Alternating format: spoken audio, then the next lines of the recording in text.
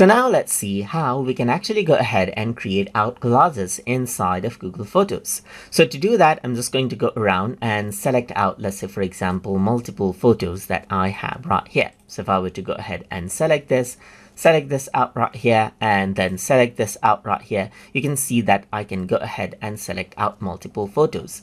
So now in order to turn them into collages, you can go around over here onto the plus button, and then you can see that collage is an option. And once you do that, you can see that it says creating collage right here. And once you do that, over here you can see that now photo collage has been created automatically out of the photos that we selected right here. So just like this, you can see that a collage is created right here. So that is simply how you have. You can go ahead and select out multiple photos just like this, as you can see right here.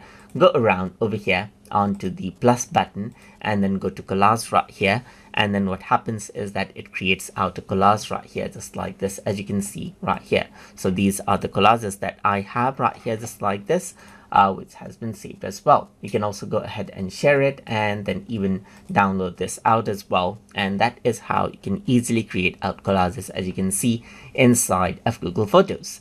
So I hope you guys learned something as always. And as always, please like, comment, share, and subscribe.